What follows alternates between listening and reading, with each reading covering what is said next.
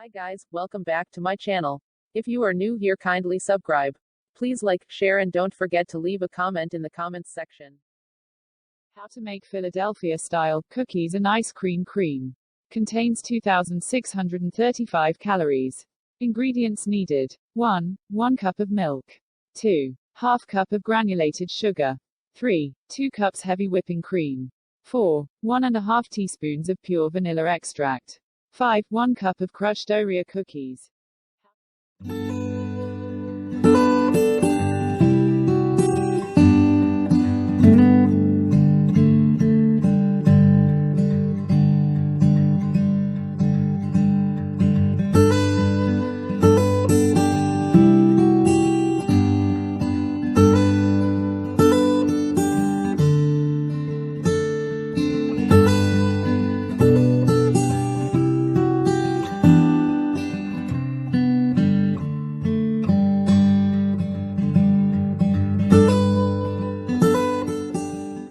If you're still watching, thank you so much.